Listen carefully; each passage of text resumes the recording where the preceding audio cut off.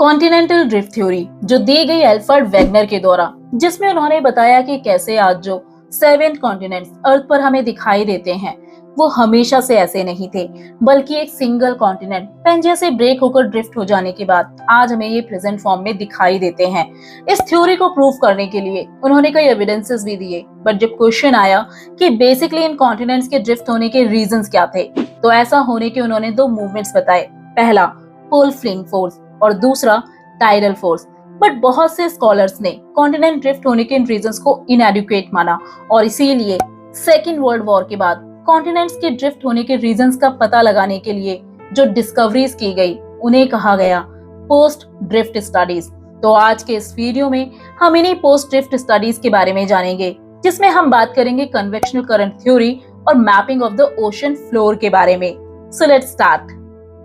Continents drift हुए थे या नहीं, इसे जानने के लिए साइंटिस्ट के द्वारा इन कॉन्टिनेंटल एरियाज से बहुत से एविडेंसेस को कलेक्ट किया गया, जिनके बारे में हम लास्ट वीडियो में जान चुके हैं। बट सबसे इंटरेस्टिंग ये था कि अब तक जितने भी एविडेंसेस को कलेक्ट किया गया वो सभी कॉन्टिनेंट्स के ऊपर मौजूद थे, जैसे कि 2 या 2 से ज्यादा कॉन्टिनेंट्स पर सेम टाइप के फ्लोरा, फाउना या उनके फॉसिल्स का मिलना या फिर टिलीट रॉक का मिलना। बट वर्ल्ड वॉर 2 के बाद बहुत सी नई डिस्कवरीज की गई, जिसने जियोलॉजिकल लिटरेचर में नई इन्फॉर्मेशन को ऐड कर दिया, जिसमें मोस्ट इंपॉर्टेंट थी information collected from the ocean floor mapping. Means समुद्र के तल से इंफॉर्मेशन कलेक्ट करना और उसकी मैपिंग करना। इस तरह की डिस्कवरीज ने ओशन और कॉन्टिनेंट्स के डिस्ट्रीब्यूशन में हो रही स्टडी में एक नया डायमेंशन प्रोवाइड किया, जिसमें फर्स्ट थ्योरी आती है convectional current theory. Arthur Holmes, जो कि एक इंग्लिश जियोलॉजिस्ट थे, 1930s में उन्होंने कन्वेक्शन करंट को लेकर थ्योरी दी, जिसमें उन्होंने बताया कि कन्वेक्शन करंट कॉन्टिनेंट के ड्रिफ्ट होने का रीजन हो सकते हैं। But the question is what is convection current? Convection current basically एक ऐसा प्रोसेस है जिसमें एनर्जी एक जगह से दूसरी जगह मूव करती है, जिससे कन्वेक्शन हीट ट्रांसफर भी कहा जाता है। बट ऐसा होता क्यों है?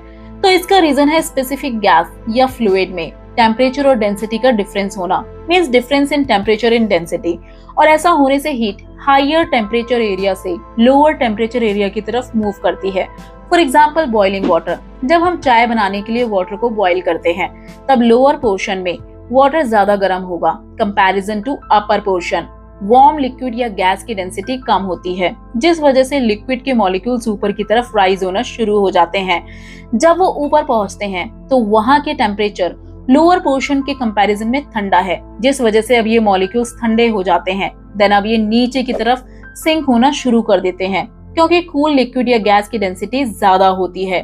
नीचे आने के बाद ये मॉलिक्यूल्स दोबारा वार्म होकर ऊपर की तरफ राइज होते हैं। ये प्रोसेस कंटिन्यूअसली इस तरह चलता रहता है और एक सर्कुलर पैटर्न ये साइकिल बनाता है, जिसे कन्वेक्शन करंट ये साइकिल कहा जाता है। नाउ द क्वेश्चन इज, ये कन्वेक्शन करंट अर्थ के इंटीरियर में कैसे काम करते हैं?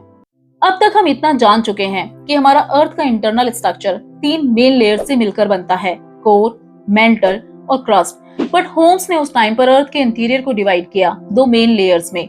अपर लेयर जिसे क्रस्ट कहा गया, देन लोअर लेयर जिसे उन्होंने नाम दिया सबस्ट्रेटम। होम्स के अकॉर्डिंग लोअर लेयर में मींस सबस्ट्रेटम में पाए जाते हैं रेडियो एक्टिव एलिमेंट, जैसे कि थोरियम, पोटेशियम, यूरेनियम, जो बहुत ज्यादा हीट को जनरेट करते हैं। और इन्हीं की वजह से लोअर लेयर में थर्मल डिफरेंस मींस टेम्परेचर में डिफरेंस देखने को मिलता है। अब इस लेयर में बहुत ज्यादा हीट होने की वजह से मैग्मा ऊपर की तरफ राइज होता है, बट राइज होने के बाद जब वो ऊपर पहुंचता है तो वो ठंडा हो जाता है, जिससे वो 2 पार्ट्स में डिवाइड होकर नीचे की तरफ सिंक हो जाता है। देन नीचे आने के बाद वार्म होकर अगेन ऊपर की तरफ राइज होता है और ये प्रोसेस कुछ इस तरह चलता रहता है। होम्स के अकॉर्डिंग कन्वेक्शन करंट का ये सिस्टम पूरे मेंटल में एग्जिस्ट करता है और इन्हीं करंट की वजह से लैंड बनती है और डिस्ट्रॉय भी होती है। डाइवर्जेंट कन्वेक्शन करंट 2 प्लेट को एक दूसरे से दूर कर देते हैं, जिससे मैग्मा बाहर आकर उस गैप को फिल कर देता है और फॉर्मेशन होता है रिजेस का। मिड अटलांटिक रिज इसका सबसे बड़ा एग्जाम्पल है। पर जब 2 करंट नीचे की तरफ जाते हैं तो वहां अर्थ का क्रस्ट डिस्ट्रॉय होता है और फॉर्मेशन होता है ट्रेंचेस का। इस फोर्स के जरिए कॉन्टिनेंट्स के ड्रिफ्ट होने के रीजंस को एक्सप्लेन किया गया और इसी के बेसिस पर कंटेम्पररी साइंटिस्ट ने अल्फ्रेड वेगनर द्वारा दिए गए फोर्सेस को डिस्कार्ड कर दिया। Next is mapping of the ocean floor. जैसा कि हम जान चुके हैं कि वर्ल्ड वॉर 2 के बाद ओशन के कॉन्फ़िगरेशन को लेकर डिटेल रिसर्च किया गया, जिनसे पता चला कि ओशन का फ्लोर कोई वास्ट प्लेन नहीं है, बल्कि ये फुल ऑफ रिलीफ है। मींस जहां बहुत से माउंटेन रेंजेस और डीप ट्रेंचेस भी मौजूद हैं, जो कॉन्टिनेंट मार्जिन के नियर लोकेटेड हैं। इसके अलावा मिड ओशनिक रिजेस ज्यादातर वहां पाई जाती हैं जहां मोस्टली वोल्केनो इरप्ट होते हैं, मींस जहां दो प्लेट्स का डाइवर्जेंट हो रहा है। इन रिजेस के पास जो रॉक्स पाई जाती हैं वो कॉन्टिनेंटल एरिया में पाए जाने वाले रॉक से काफी यंग है, क्योंकि प्लेट्स के डाइवर्जेंट होने से लगातार नए क्रस्ट का फॉर्मेशन हो रहा है। इन ओशनिक रिजेस से बराबर के डिस्टेंस पर जो रॉक्स पाई गई हैं, उनमें रिमार्केबल सिमिलैरिटीज देखने को मिली है उनके फॉर्मेशन और एज के टर्म्स में। तो इस वीडियो में इतना ही। नेक्स्ट वीडियो में हम जानेंगे ओशन फ्लोर कॉन्फ़िगरेशन के बारे में डिटेल से। I hope you like this explanation. For more videos do like, share and don't forget to subscribe our channel.